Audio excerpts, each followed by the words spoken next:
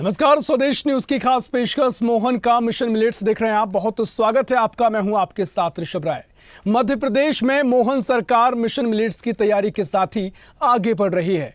मंत्री परिषद ने श्री अन्न के उत्पादन को बढ़ावा देने के लिए रानी दुर्गावती श्री अन्न प्रोत्साहन योजना लागू करने का फैसला लिया है। योजना के अंतर्गत श्री अन्न कोदो कुटकी, रागी, ज्वार, बाजरा आदि के उत्पादन करने वाले किसानों को प्रति किलो 10 रुपए की राशि प्रदान की जाएगी। ये राशि सीधे किसानों के खाते में ट्रांसफर की जाएगी। मध्य प्रदेश में कोदो कुटकी की खेती मंडला, डिंडोरी, बालाघाट, छिंदवाड़ा, अनूपपुर, सीधी, सिंगरौली, उमरिया, शहडोल, सिवनी और बैतूल जिलों में होती है। कोदो कुटकी के किसानों की आय में वृद्धि के लिए फसल उत्पादन, भंडारण, प्रोसेसिंग, मार्केटिंग, उपार्जन, ब्रांड बिल्डिंग के साथ ही वैल्यू चेन विकसित करने के उद्देश्य से रानी दुर्गावती श्री अन्न प्रोत्साहन योजना लागू की जा रही है।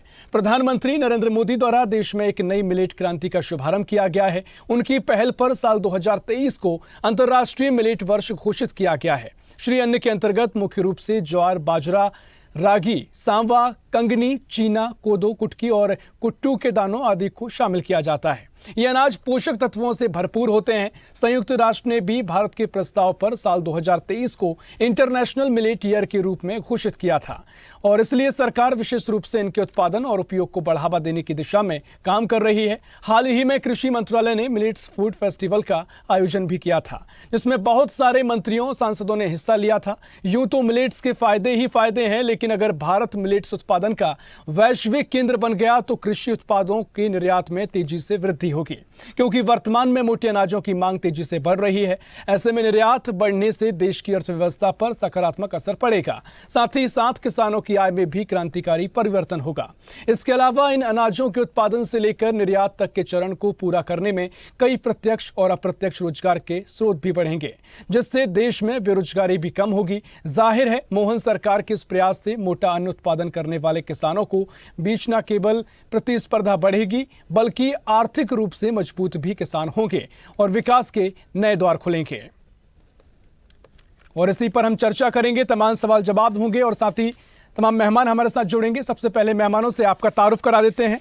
इसी पर चर्चा के लिए हमारे साथ भारतीय जनता पार्टी से सत्येंद्र जैन जुड़ गए हैं, बहुत स्वागत है सर आपका। साथ ही कांग्रेस से अनंत आनंद जुड़ गए हैं, बहुत स्वागत है आपका।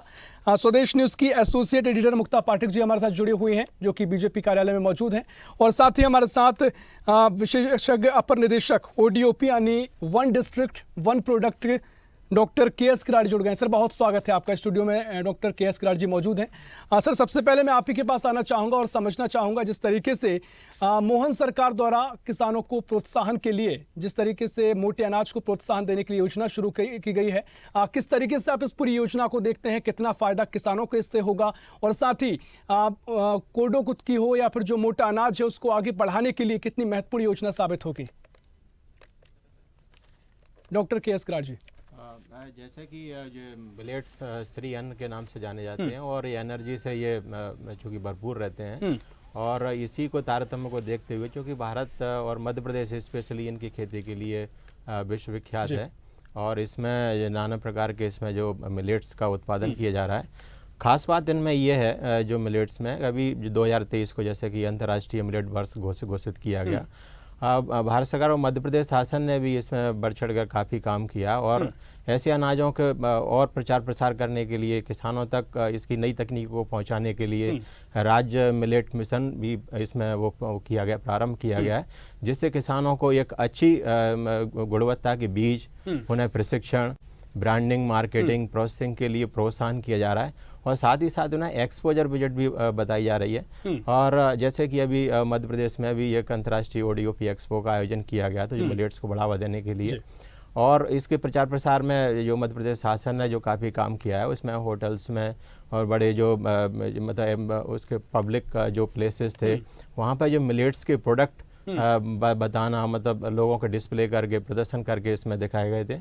साथ ही साथ में एक दिल्ली में भी बहुत बड़ा वर्ल्ड फूड इंडिया का प्रोग्राम हुआ था। ये भी मिलेट्स के बहुत इतने सारे प्रोडक्ट थे उसमें और ब्लेंडेड प्रोडक्ट थे मिलेट्स के। तो निश्चित रूप से ये जितनी प्रकार की योजना है वो मिलेट्स के उत्पादन के साथ साथ मतलब गुणवत्ता युक्त उत्पादन हो, अंतर्राष्ट्रीय स्तर का इसमें उत्पादन हो और इसके जो अच्छी तरह से इसका रख रखाव हो, मतलब स्टोरेज किया जा सके और प्रसंस्करण की विशेष रूप से योजना इसमें लेके आए। इसमें एक ऐसी योजना है ODOP के अंतर्गत प्रधानमंत्री सूक्ष्म खाद्य उद्यम उन्नयन योजना। ये जैसा कि अपन जानते हैं कि मिलेट्स सीमांत भूमि में लगाते हैं, मतलब जो कमजोर जमीन रहती है और उसको करने वाले किसान भी छोटे और मझोले किसान रहते हैं। तो जहाँ इसकी खेती की जाती है, जहाँ छोटे मझोले किसान जहाँ खेती करते हैं और जिनकी आमदनी का जरिया ही बहुत कम होता है, ऐसे में जो सूक्ष्म उद्यम मतलब जिसको 1 करोड़ से कम लागत के जो उद्यम लगते हैं, उनकी लागत कुछ भी हो सकती है, 10 लाख हो सकती है, 5 लाख हो सकती है, 20 लाख भी हो सकती है। प्राइमरी प्रसंस्करण से लेके उसके सेकेंडरी जो प्रोसेसिंग है, इसका तात्पर्य है कि वो सिर्फ उसकी छटाई ग्रेडिंग वगैरह भी कर सकते हैं, पैकिंग का काम भी कर सकते हैं इसमें। और जैसे बेकरी के प्रोडक्ट यदि बनाना है, बिस्किट्स वगैरह, इसमें मैक्रोनी या पास्ता वगैरह के जो प्रोडक्ट इसमें मिलेट्स के द्वारा जो निरंतर इसमें मांग, जैसे कि अपन देख रहे हैं राष्ट्रीय स्तर पर और अंतर्राष्ट्रीय स्तर पर इसकी मांग बढ़ रही है, तो ये भी प्रोडक्ट बनाने के लिए ये योजना बड़ी कारगर योजना है और इसके सार्थक परिणाम भी आ रहे हैं। इस योजना में 30 लाख तक का अपन प्रोजेक्ट जैसे बनाते हैं तो 35% की इसमें मध्य प्रदेश शासन की जो इसमें अनुदान है वो अधिकतम 10 लाख रुपए अपन इसमें सब्सिडी दे सकते हैं। यदि कोई किसान यदि उद्यमी है या उसमें 10 लाख तक भी यदि उसमें प्रोजेक्ट बनाते हैं या 4-5 लाख का ही प्रोजेक्ट बनाते हैं प्राइमरी प्रोसेसिंग पे, तो 10 लाख पे 3.5 लाख की सब्सिडी उसको मिल जाएगी। साथ ही साथ एग्रीकल्चर इंफ्रास्ट्रक्चर फंड स्कीम से यदि इसको अपन जोड़ते हैं तो उसमें 3% का ब्याज भी उसको सबमिशन मिल जाएगा, कम उसका मिलेगा। और साथ साथ में ये योजना में एक अच्छा प्रावधान किया गया है कि जो स्व सहायता समूह है और जो फार्मर्स प्रोड्यूसर्स ऑर्गेनाइजेशन है, उनके लिए भी इस योजना में लाभ देने के लिए प्रावधान रखा गया है। इसमें एक बहुत अच्छी बात है कि जैसे कि सामान्यतः ये देखा जाता है मिलेट्स को, चूँकि अभी अपन सीमांत अनाज बोलते थे और इनका उत्पादन निरंतर पिछले जो वर्षों में अपन ने ट्रेंड देखा था वो थोड़ा सा कहीं इसमें डिक्रीजिंग ट्रेंड देखा गया था।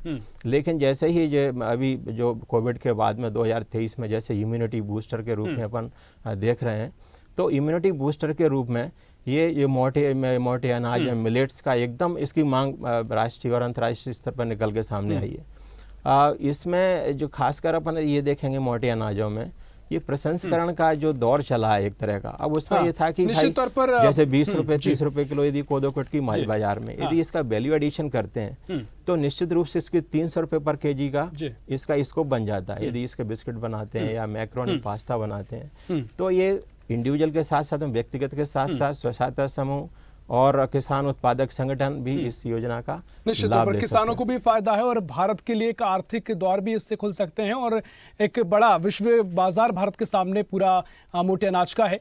चर्चा को मैं आगे बढ़ाऊंगा। मुक्ता जी, मैं आपके पास आ रहा हूं, आपके साथ गेस्ट भी मौजूद हैं। जिस तरीके से मोहन सरकार अब मोटे अनाज को बढ़ावा देने के लिए इस योजना की शुरुआत की है और किसानों को प्रोत्साहन राशि की 10 रुपए किलो के हिसाब से प्रोत्साहन राशि दी जाएगी, किस तरीके से बीजेपी की रणनीति इस योजना को लेकर है? क्या कुछ बीजेपी ने सोच रखा है और कितना फायदा किसानों को इससे देने की कोशिश की जाएगी? मुक्ता जी। बिल्कुल ऋषभ, देखिए ये मोदी की गारंटी है जिसको डॉक्टर मोहन यादव हम देख रहे हैं कि आगे बढ़ा रहे हैं। और डॉक्टर मोहन यादव की अगर हम कार्यशैली को देखें और वर्क पेस को देखें तो बहुत फास्ट पेस्ड है। लगातार जो मोदी की गारंटीज हैं, जो योजनाएं हैं, उनको वो लगातार वो जो है जमीन पे उतार रहे हैं और आगे बढ़ा रहे हैं। मेरे साथ सत्येंद्र जैन जी मौजूद हैं। चलिए इनसे हम जानते हैं कि ये जो किसानों को प्रोत्साहन देने के ये जो रणनीति है, ये जो फैसला है सरकार का, उसमें आप कैसे देख रहे हैं? देखिए, यह फैसला बड़ा क्रांतिकारी और नवोन्मेषी निर्णय है सरकार का और इस सरकार का बहुत ही अच्छा निर्णय है। और इस निर्णय में आप देखिए प्रधानमंत्री मोदी जी ने जो निर्णय लिया है, ये निर्णय हमने जब लिया तो ये पूरे विश्व के अंदर लागू किया गया। जिस प्रकार से जब हमने विश्व योग दिवस की बात कही तो विश्व योग दिवस में 177 से ज्यादा देशों ने द्वितीय प्रस्तावक बने उसको और आज पूरे विश्व के अंदर योग मनाया जाता है। उसके बाद 2023 का जो वर्ष रहा वो भारत के हमारे आह्वान पर यूनाइटेड नेशन ने पूरे विश्व के अंदर मिलेट ईयर घोषित किया, इंटरनेशनल मिलेट ईयर घोषित किया 2023 को। और आप देखिए ये बात, अब भारत जो है आज विश्व गुरु की भूमिका में आ गया है और जो हमने कहा है ना, एक उसी को प्रतिपादित करने में, उसी को आवर्धित करने में एक बड़ा कदम है डॉक्टर मोहन यादव जी की सरकार का। और एक जो 4 पंक्तियों के माध्यम से मैं बताना चाहता हूं कि मैं भारत के बारे में, मैं अखिल विश्व का गुरु महान, मैं अखिल विश्व का गुरु महान, देता विद्या का अमरदान, मैंने दिखलाया मुक्ति मार्ग, मैंने सिखलाया ब्रह्म ज्ञान, मेरे वेदों का ज्ञान अमर, मेरे पुराणों की ज्योति प्रखर, मानव के मन का अंधकार क्या कभी सामने रह सका ठहर, मेरा स्वर नभ में घेर घेर, सागर के जल में छेर छेर, इस कोने से उस कोने तक, इस कोने से उस कोने तक कर दूं जगती सौरभमय, हिंदू तनमन हिंदू जीवन, रग रग हिंदू मेरा परिचय। तो आज एक जो कार्य हुआ है, चाहे वो विश्व योग दिवस हो, चाहे अंतर्राष्ट्रीय मिलेट दिवस मनाया गया हो, तो आज भारत की जो संस्कृति है, सभ्यता है कि भारत के विश्व के कोने कोने में, इस कोने से उस कोने तक इस जगती को सौरभमय कर दिया जा रहा है भारतीय चिंतन दर्शन से। और जिस प्रकार से जो मिलेट्स के लिए जो अंतर्राष्ट्रीय मिलेट दिवस मनाया गया, उसके लिए केंद्र सरकार को बहुत बहुत साधुवाद है। इससे किसान कितने सशक्त होंगे, उनको आर्थिक मदद जो होगी वो कितने सशक्त होंगे? देखिए, यह बहुत ही एक भारतीय जो भारत है, हम कहते हैं हमारा भारत में जो कृषि प्रधान देश है, और भारत के अंदर जो जीडीपी है उसमें हमें कृषि का अगर अनुपात बढ़ाना है, अभी प्रतिशत है वो भी हमने 16% से अभी 22% कर दिया है भारत के कृषि का जीडीपी में।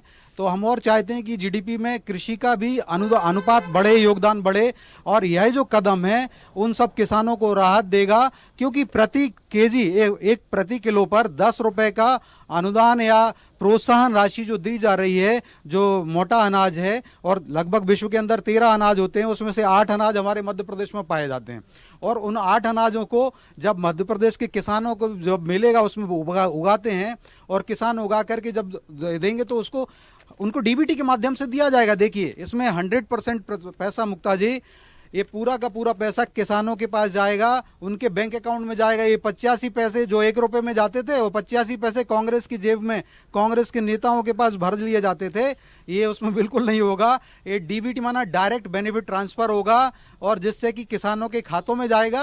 और डीबीटी, कांग्रेस का डीबीटी जो था वो डायरेक्ट बिचौलिया ट्रांसफर था, जिसको राजीव गांधी जी ने भी कहा। तो जो मोटे अनाज हैं उनके अंदर, जैसा अभी जो वरिष्ठ जो उसके विषय विशेषज्ञ हैं वो भी बता रहे थे कि इन मोटे अनाजों में पोषक तत्व बहुत ज्यादा होते हैं। भारत ने इसको पहचाना, प्रधानमंत्री जी ने उसको आवाज उठाई, वो पूरे विश्व में लागू कराया। डॉक्टर मोहन यादव जी निश्चित तौर पर मुक्ता जी, जिस तरीके से तमाम इसके फायदे ही फायदे हैं, और जिस तरीके से ये योजना शुरू की गई है, ऐसे में चर्चा को हम आगे बढ़ाएंगे। और कांग्रेस का क्या कुछ कहना है, आनंद तारण जी हमारे साथ इसी चर्चा में शामिल होने के लिए जुड़े हुए हैं। आनंद तारण जी, आप ही के पास में आऊंगा। यहाँ पर भारतीय जनता पार्टी की सरकार ने नई योजना शुरू की है, श्री अन्न दुर्गावती अन्न प्रोत्साहन योजना, जिसको लेकर अब किसानों को मोटे अनाज की खेती करने के लिए और बढ़ावा दिया जाएगा। क्या कुछ कांग्रेस इस योजना को कैसे देख रही है, और जिस तरीके से लगातार किसानों को लेकर आप तमाम मुद्दे उठाते आए हैं कि किसानों को फायदा देने के लिए किसी तरह की योजना आनी चाहिए, और जिस तरीके से तमाम नवाचार की बात आप कहते आए हैं, अब बीजेपी सरकार योजना लेकर आई, किस तरीके से आप इस योजना को देख रहे हैं? देखिए, हम अन्नदाता के लिए कोई भी योजना उसको स्वागत करते हैं, लेकिन वो योजना पे आमली जामा पहनाया जाए, निश्चित रूप से वो स्वागत। लेकिन हमने भारतीय जनता पार्टी बातें बहुत करती है, जमीन पे कुछ नहीं उतरता। बातें बहुत अच्छी हैं, विकास होता है भारतीय जनता पार्टी के नेताओं को, कार्यकर्ताओं को होता है, जनता का कोई विकास नहीं। जो वायदे किए हैं अभी सरकार में आने से पहले, जो वायदे किए हम तो वो चाहते हैं कि उन वायदों पे अमली जामा पहनाया जाए सबसे पहले। इसके बाद सब बहुत अच्छी बात है, किसानों को, अन्नदाताओं को जो उन्हें देना है वो दें, उसका स्वागत है। बिल्कुल, देखिए सत्येंद्र जैन जी जुड़े हमारे साथ जुड़े हुए हैं, वो कह रहे हैं कि 10 रुपए किलो के हिसाब से उनको किसानों को सीधा बैंक अकाउंट में राशि ट्रांसफर की जाएगी, डीबीटी के जरिए सीधा पैसा अकाउंट में जाएगा। उन्होंने साथ ही कहा कि जो पहले होता आया है वो नहीं होगा, जिस तरीके से भ्रष्टाचार की बात उन्होंने कही है। देखिए, मैंने क्या बोला कि पहले होता आया है, ये बार बार एक ही बात क्यों बोलती हैं? पहले होते आया है। अरे देश के प्रधानमंत्री, आप प्रधानमंत्री उनमें और पूर्व प्रधानमंत्री स्वर्गीय राजीव गांधी जी में कितना अंतर था? राजीव जी जो बोलते थे वो अंदर से बोलते थे, दिल की बात बोलते थे, जो यथार्थ होती थी बोलते। आज तो टोटल आडंबर के अलावा कुछ नहीं है। तो ये चीजें दर्शाती हैं कि हम क्या हैं। अरे भाई, देश के प्रधानमंत्री तो प्रधान सेवक का क्या काम है? हम पहले अपना देश को देख नहीं रहे, अंतरराष्ट्रीय देख रहे हैं कि महाशक्ति है और महागुरु है। अरे महाशक्ति है तो आज आप क्या हालात हैं कि हमें अपनी सीमाओं की सुरक्षा करना पड़ रही है, इसके बाद भी सीमाएं दूसरे कब्जे कर रहे हैं, और इसके बाद हम नहीं बोल पा रहे हैं, हम इसके बाद भी सच को छुटा रहे हैं। तो ये है पूर्व प्रधानमंत्री स्वर्गीय राजीव गांधी और आज के वर्तमान प्रधानमंत्री का अंतर। तो ये भारतीय जनता पार्टी का चाल चरित्र चेहरा है। और जो स्वर्गीय राजीव जी की बात है बार बार ये करते हैं कि 85 पैसे जाता था, निश्चित रूप से उन्होंने बोला था ये। और आज अगर IT की जो परिकल्पना है वो स्वर्गीय राजीव गांधी की देन है कि आज हमारे नौजवान जो पूरे संसार के हर देश में जा रहे हैं और वहां से जो विदेशी मुद्रा भेज रहे हैं, आज जब सरकार सत्ता में आने को आतिर हुई तब प्रधानमंत्री नरेंद्र मोदी ने और उनकी पूरी टीम ने क्या बोला था कि आज हमारा अवमूल्यन हो रहा है नोट का, हमारा सर से माथा झुक रहा है और आज 50 रुपए के आसपास हो गया नोट, अब हमारा सर से माथा नहीं झुक रहा है। ये भारतीय जनता पार्टी करनी अंतर है। बार बार एक ही बात बोलते थे कि हमारे केरोसिन का रेट बढ़ रहा है, डीजल पेट्रोल के रेट बढ़ रहे हैं और गैस के सिलेंडर के रेट बढ़ रहे हैं। तो आज कहाँ है हम? आज अगर उन्होंने 450 का कर रहे हैं तो कोई एहसान कर रहे हैं क्या? जब 400 रुपए के अंदर था तब वो बोलते थे महंगा है। जब जब जब जब जब उन्होंने नोटबंदी की तो भैया उस समय उन्होंने बोला था 50 दिन के अंदर हम किसी चौराहे पे आके खड़े होंगे। तो किस चौराहे पे आके खड़े हुए हमारे प्रधान सेवक? ये बड़ी सोचनीय बात है। किसी चौराहे पे नहीं आए लेकिन 2000 का नोट उन्होंने बंद कर दिया। ये है सरकार की कथनी और करनी की अंतर। निश्चित रूप से हम उन सब चीजों का स्वागत करते हैं जो सरकार ने की है, लेकिन उनको आमली जामना वो पहना है। निश्चित तौर पर आप स्वागत कर रहे हैं, लेकिन जमीन पर कितना उतर पाती है योजना, ये देखने की बात आप कह रहे हैं। ₹1,2700 में धान खरीदेंगे और 2700 रुपए में गेहूं खरीदेंगे, उस चीज का भी वो पालन करें तो निश्चित रूप से। और जो उन्होंने और भी वादे किए महिलाओं का 3000 रुपए देंगे, हर महीने 3000 रुपए देंगे, उनकी पालन करवाएंगे तो ठीक है, नहीं तो कड़क से सदन तक उसके लिए संघर्ष। ठीक है अनंतरन जी, आपने अपनी बात रखी है। मैं चर्चा को आगे बढ़ाऊंगा। डॉक्टर किराड़ी जी, मैं आपके पास आऊंगा, लेकिन उससे पहले क्विक रिएक्शन सत्येंद्र जैन का मैं लूंगा। मुक्ता जी, जिस तरीके से कांग्रेस का कहना है कि वो स्वागत इस योजना का कर रहे हैं, लेकिन जमीन पर कितनी योजना उतर पाती है, और साथ ही जिस तरीके से उन्होंने महंगाई के मुद्दे को उठाया, अन्य मुद्दों को भी बारे में बीजेपी पर तंज कसा है, क्या कुछ सत्येंद्र जी कहेंगे? मुक्ता जी, जमीन तक नहीं पहुंची है योजना, पूछ लेते हैं जी। देखिए ये हमने तो ये दिखाया ना, और 5 बार विधानसभा में कांग्रेस बेरोजगार हो गई। अब 25 साल तक कांग्रेस मध्य प्रदेश में बेरोजगार है। आप देखिए महंगाई से हमने अगले 5 साल तक के लिए 2028 तक भारत के एक एक व्यक्ति को भूखा नहीं रहने देंगे। उनको खाद्यान्न गारंटी दे दी गई है प्रधानमंत्री गरीब कल्याण योजना के द्वारा। 2028 तक हमने उनको खाद्यान्न की सुरक्षा कर दी है। उनको किसी भी एक भारतीय को भूखे पेट नहीं रहना। लेकिन कांग्रेस की अपनी नीतियों के कारण और कांग्रेस की कुनीतियां जो रही, कुशासन जो रहा, भ्रष्टाचार रहा, जगह जगह पे हर राज्य में ये लोग विपक्ष में होते जा रहे हैं। और भारत के अंदर अगली तीसरी बार भी भारतीय जनता पार्टी की प्रधानमंत्री नरेंद्र मोदी जी के नेतृत्व में सरकार बनेगी। भगवान रूपी जनता, भारत की भगवान रूपी जनता ने निसंदेह मध्य भारत की जनता केंद्र में मोदी जी की सरकार को अभी आशीर्वाद देगी। 400 पार का होगा इस बार। और मध्य प्रदेश में अभी हमें दिया लगातार 5 विधानसभाओं से 25 साल हो जाएंगे। मुक्ता जी, 25 साल से भारतीय जनता पार्टी को मध्य प्रदेश की जनता आशीर्वाद दे रही है। इसका मतलब यह है कि भारतीय जनता पार्टी जो कहती है जो वही करती है, और मध्य प्रदेश की भगवान रूपी जनता ने उस पर विश्वास जताया और उसको आशीर्वाद दिया। और आज हमने आभार यात्रा निकाल रहे हैं, तो उन्हीं भगवान के प्रति, भगवान रूपी जनता के प्रति आभार यात्रा। लेकिन कांग्रेस का जो आरोप है वही कहना है ना कि घोषणाएं बहुत होती है लेकिन जमीन पे वो हकीकत वो नहीं, जमीन तक नहीं उतर पाता है। नहीं, वही तो कह रहा हूं, अगर नहीं उतर पाता तो हमें लगातार 5 बार हमको जो है निश्चित तौर पर भारतीय जनता पार्टी सरकार के अपने दावे हैं। और जिस तरीके से योजना शुरुआत की गई है, वाकई में अगर जिस तरीके से किसानों को प्रोत्साहन दिया जाएगा, और भारत के सामने एक विश्व का बड़ा बाजार भी सामने है। चर्चा को मैं आगे बढ़ाऊंगा। हमारे साथ डॉक्टर KS किराड़ी जी स्टूडियो में हमारे साथ मौजूद हैं। सर, मैं आप ही के पास आ रहा हूं। और जिस तरीके से अब योजना की शुरुआत तो हुई है, लेकिन फिलहाल मोटे अनाज की खेती को लेकर आप भारत को कहां देखते हैं, और विश्व का जो बड़ा बाजार भारत के सामने है, अभी पिछले साल के भी जो आंकड़े सामने आए कि मोटे अनाज की हिस्सेदारी में भारत दुनिया में नंबर 1 रहा, तो कितना बड़ा बाजार भारत के सामने है, और फिलहाल भारत कहां है? कोई क्रांति आ चुकी है या फिर अभी भी किसी क्रांति की जरूरत है? ये निश्चित रूप से कई प्रकार की जो स्कीम्स और योजना सपोर्टिव उसके उद्देश्य से इसमें लागू की जाती हैं।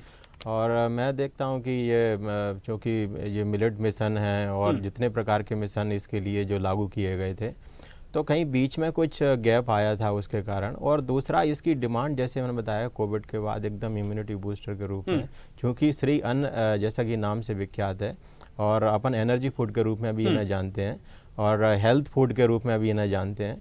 तो ये योजना जो अभी लागू की गई है, या जो अभी उसका लागू की जाने वाली है, तो इससे जैसे अपन कहते हैं कि प्रसंस्करण की क्षेत्र में अपने को डिमांड तो काफ़ी है, लेकिन उसकी पूर्ति अपन कैसे करें। तो ये योजना जहाँ छोटे मझोले और सीमांत किसानों को काफ़ी सपोर्ट करेगी, क्योंकि 10 रुपये का जो सपोर्टिव प्राइस है उसके लिए ये काफ़ी अच्छा मतलब प्राइस है, और इससे क्षेत्र विस्तार होगा और क्षेत्र विस्तार से इसका उत्पादन बढ़ेगा। जहाँ उत्पादन इसका बढ़ा तो निश्चित रूप से इसके प्रसंस्करण की और आगे की जो संभावना है, एक्सपोर्ट की जो संभावना है वो इसमें बनेंगी। और जैसे कि भारत अभी भी काफ़ी इसमें जो अपना क्वालिटी है और अच्छा प्रोडक्शन दे रहे हैं हम, और आगे बढ़कर ये योजना काफ़ी अच्छा कारगर निश्चित तौर पर आगे बढ़कर योजना काफी कारगर सिद्ध होगी। समय हमारे पास कम है। अनंत जी, आपसे मैं आखिरी प्रतिक्रिया चाहूंगा। जिस तरीके से सत्येंद्र जी ने जो बातें कही और योजनाओं को लेकर उनका स्पष्ट है कि आगामी समय, जिस तरीके से डॉक्टर किरार जी भी हमारे साथ जुड़े हुए हैं, वो कह रहे हैं कि आगामी समय और भी ज्यादा महत्वपूर्ण समय होने वाला है, क्योंकि बड़ा बाजार विश्व के सामने पूरा मिलेट्स का है, मोटे अनाज का है। और साथ ही बीजेपी से सत्येंद्र जी ने जो बातें कही है, आप उस पर क्या कुछ कहेंगे अनंत जी? देखिए, मैं बताना चाहता हूँ कि क्या कारण है कि हमें अनाज के लिए बाहर से माल मंगाना पड़ा, कि कहाँ चला गया हमारा अनाज। भाई हम सबसे बड़े उत्पादक हैं, सबसे बड़े वो हैं, तो आज वो अनाज कहाँ चला गया कि हमें विदेश से मंगाना पड़ रहा है। ये इसके जवाब तो भारतीय जनता पार्टी की सरकार के पास नहीं है। ये क्यों स्थिति ये निर्मित हुई? पहले हमने निर्यात करा, अब हम दूसरों से आयात कर रहे हैं। तो भाई कितना हमारा खर्च हो रहा है इस बारे में कोई चर्चा नहीं। निश्चित तौर पर तमाम आपकी बातें हैं। मुक्ता जी, क्विक रिएक्शन मैं चाहूंगा। जिस तरीके से सत्येंद्र जी ने जो बातें कही थी, अनंत जी का कहना है कि जो स्थिति आप कह रहे हैं वो कथनी और करनी में अंतर नजर आता है। जी बिल्कुल, क्विक रिएक्शन ले लेते हैं सत्येंद्र जी से। जी देखिए, मैं बताऊं, भारतीय जनता पार्टी तो जो कहती है वही करती है, और हमने उतारा है जीवन में। आप देखिए, इन्होंने जिस प्रकार से बात कही, आज हमने खाद्यान्न, तभी तो हम 5 साल तक दे रहे हैं। अभी जो मिलेट ईयर की बात हो रही, मिलेट ईयर हुआ और हमने पूरे विश्व के अंदर, अभी हमारे वैज्ञानिक जो विशेषज्ञ हैं वो भी कह रहे हैं कि मिलेट जो है सबसे ज्यादा उत्पादन भारत करता है, जैविक खाद्यान्न भारत उत्पादन करता है, मध्य प्रदेश उसमें नंबर 1 है। और मैं बता दूं, विदेशी मुद्रा भंडार इनके कांग्रेस के समय जो इन्होंने बड़ी दुखद परिस्थिति कहा, तो $200 बिलियन था, मनमोहन सिंह जी छोड़ के गए थे। आज $600 बिलियन से ज्यादा का हमारा व्यापार है। और जो निर्यात की बात कही, आज भारत का निर्यात रिकॉर्ड हाई है, लगभग $800 बिलियन का निर्यात भारत करने लगा है, जहां पर 300-400 बिलियन डॉलर हुआ करता था, हमने उसको उतना बढ़ा दिया। तो ये भारतीय जनता पार्टी की नीतियों का, विदेश, हमारी भारत सरकार की नीतियों का, राज्य सरकार का। और गेहूं निर्यात में भी भारत नंबर 1 रहा, और मध्य प्रदेश टोटल निर्यात जितना गेहूं का निर्यात हुआ था उसमें 40% से ज्यादा का निर्यात में जो मूल्य प्राप्त हुआ है, जो मुद्रा प्राप्त हुई है, वो प्राप्त हुई है। लेकिन समय हमारे पास कम है, चर्चा को हमें यहीं रोकना पड़ेगा। सत्येंद्र जी, बहुत शुक्रिया आपका इस चर्चा में शामिल होने के लिए। आनंद जी, आपका भी बहुत शुक्रिया चर्चा में शामिल होने के लिए। और साथ ही डॉक्टर KS किरार जी हमारे साथ जुड़े हुए थे, तमाम जानकारी साझा की, तमाम इंफॉर्मेशन हमें उन्होंने दी है। बहुत शुक्रिया आप सभी मेहमानों का चर्चा में शामिल होने के लिए। तो भारतीय जनता पार्टी की नई सरकार, मोहन सरकार ने नई योजना शुरू की है और किसानों को सीधा फायदा इससे मिलेगा, ऐसा दावा बीजेपी कर रही है। और जिस तरीके से विदेशी स्तर पर या अंतर्राष्ट्रीय स्तर पर मोटे अनाज का प्रचलन बढ़ा है, ऐसे में भारत के लिए एक बड़ा कहें कि आगामी समय में इसका फायदा भी देखने को मिल सकता है। फिलहाल के लिए इस खास पेशकश में इतना ही। देश प्रदेश की और भी खबरों के लिए देखते रहिए स्वदेश न्यूज, सबसे पहले देश। लाइक करें, शेयर करें, फॉलो करें और YouTube पर सब्सक्राइब करें और बेल आइकन दबाना ना भूलें। साथ ही ताजा अपडेट्स के लिए हमारी वेबसाइट swadesh live.com पर जरूर जाएं।